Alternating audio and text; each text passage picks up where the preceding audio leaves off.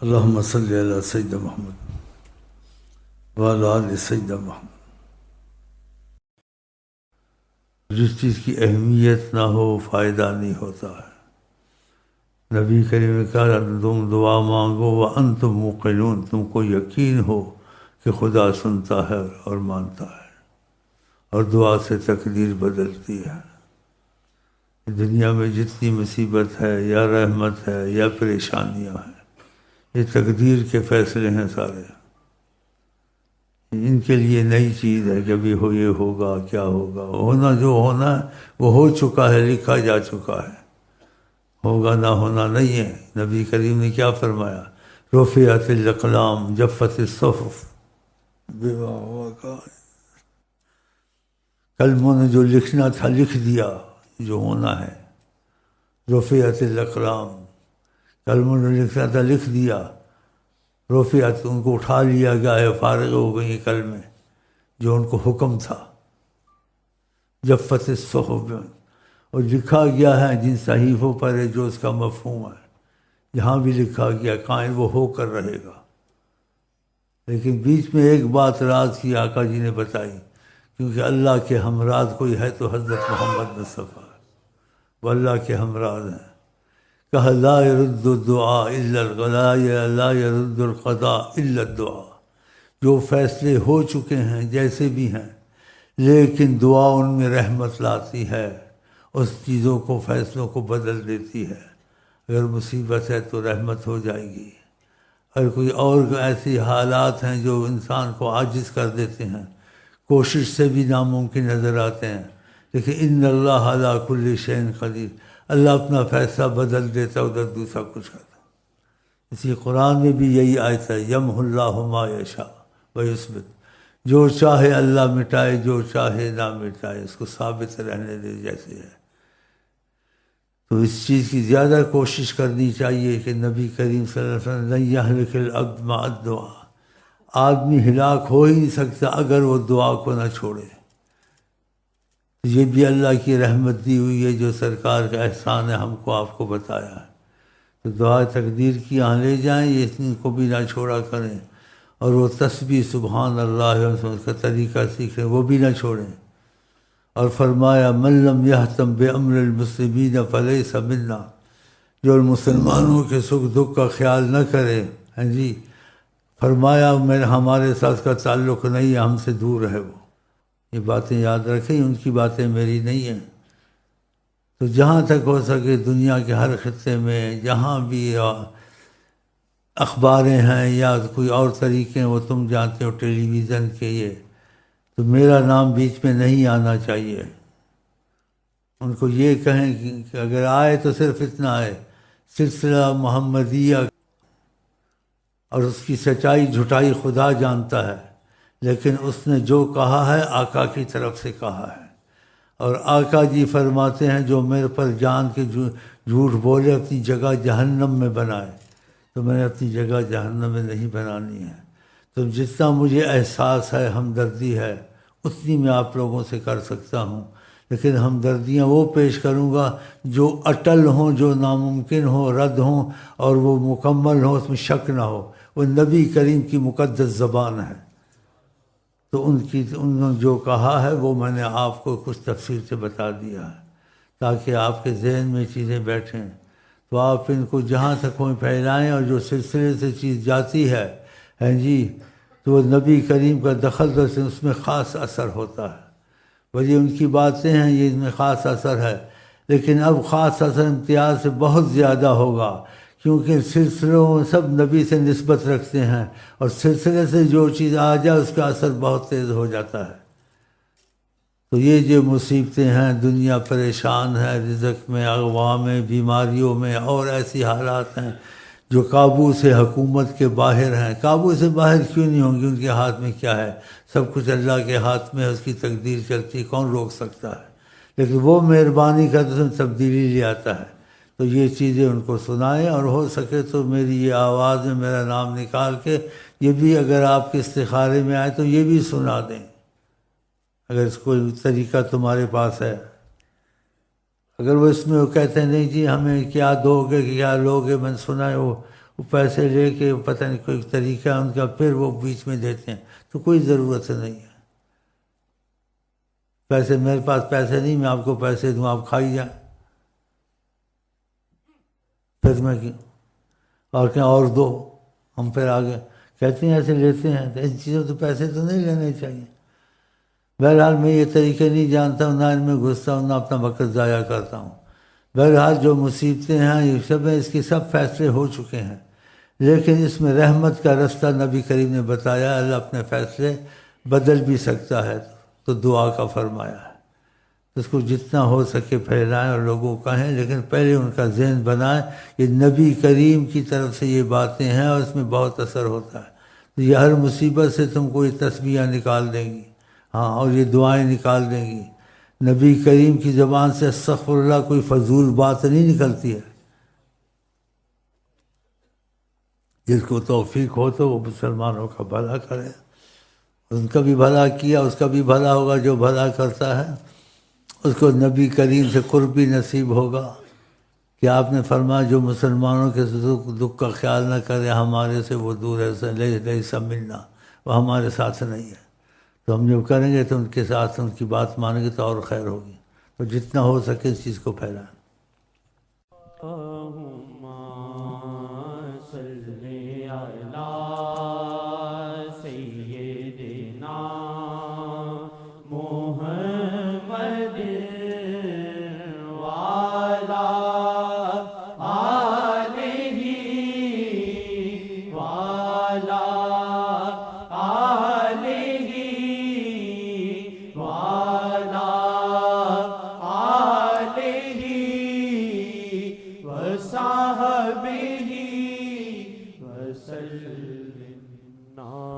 سوچ کے یہ عشق کوئی کار طفل ہے، نہ سوچ کے یہ عشق کوئی کار طفل ہے، نہ سوچ کے یہ عشق کوئی کار طفل ہے، نہ سوچ کے عشق کوئی کار طفل ہے، نہ سوچ کے کار طفل ہے، نہ سوچ کے عشق کوئی کار طفل ہے، گنجی نائے نایاب پہ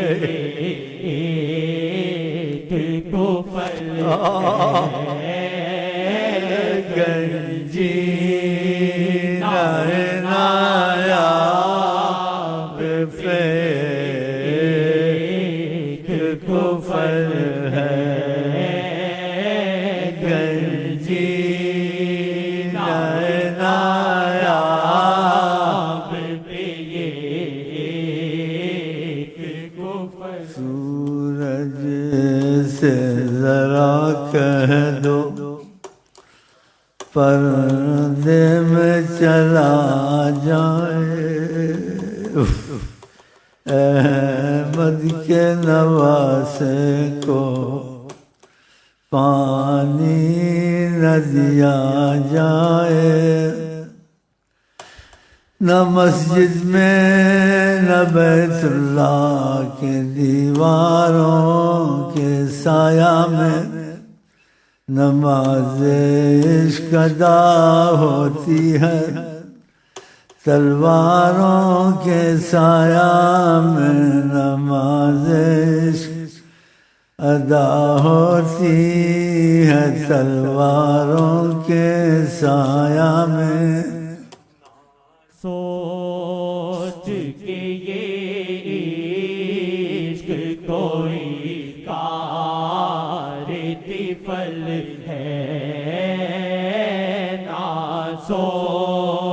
کے یہ عشق کوئی کار طفل ہے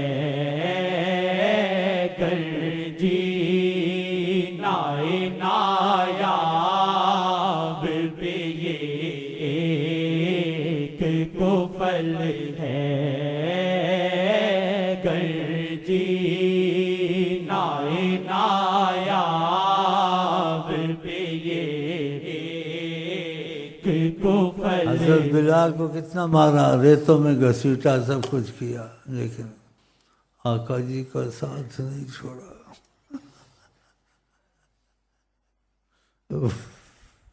اور موت کے وقت بھی آقا جی یاد آ رہے تھے ان کو۔ زندگی میں اتنی مصیبت اٹھائی، مارے، ریتوں پہ گھسیٹا جانا، لیکن آقا جی کا ساتھ نہیں چھوڑا۔ ساتھ زبانی نہیں تھا، جو کہتے تھے نمازیں بھی پڑھتے تھے، قربانیاں بھی دیتے تھے، جنگوں میں بھی جاتے تھے، اور یہ نہیں کہتے تھے کیوں ہمارے ساتھ ایسا ہوتا ہے، یہ بھی نہیں کہتے تھے۔ جو کچھ ہوتا تھا کہتے سب ٹھیک ہے۔ موت کے وقت بھی یہی سیدنا نے کہا، جب ان کو کہا گیا، عورت کہہ رہی تھی واہ مصیبتاں، جب دم توڑ رہے تھے، بہت مصیبت ہے اس وقت، اور آپ کہتے تھے واہ فرحتاں، بہت خوشی ہے اس وقت۔ وہ خوشی کا کیا اظہار کیا انہوں نے موت کے وقت؟ کہا القا محمد و اصحابہ، ابھی آقا سے جا کے ملوں گا اور اب دوستوں سے ملوں گا، صحابہ سے،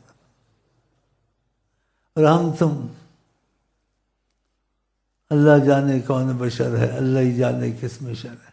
کوئی پیسے کے پیچھے مر رہا ہے، کوئی اقتدار کے پیچھے مر رہا ہے، کوئی لڑکی کے پیچھے مر رہا ہے، کوئی خواہشات کے پیچھے مر رہا ہے۔ ہاں ہم لوگ بھی عاشق ہیں، لیکن ہم لوگ جیسے عاشق ہے پتہ ہی نا تم کو، ٹی ویوں میں ایک اور نیا عشق تم کو سکھاتے ہیں، ہاں نیا چینل سناتے ہیں، ادھر یہ ہو رہا ادھر یہ ہو رہا ہے، تم بھی کوئی مائی ڈیئر ڈھونڈ لو، ڈھونڈیے یا ڈھونڈ رہے ہو، چل چل۔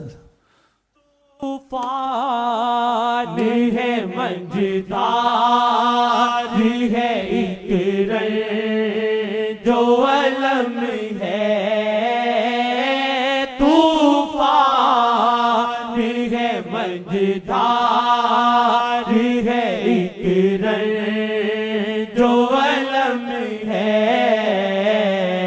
وادث کے بنے کوئی بھی سنگ لالو گوہر ہے، وادث کے بنے کوئی بھی سنگ لالو گوہر ہے۔ ایک صحابی شہید ہوا، گھر کی ذمہ داریاں، قرضہ، 6-7 بیٹیاں، اور اللہ سے پھر تمنا کہ مجھے پھر بھیجو، میں کٹوں تیرے راستے میں۔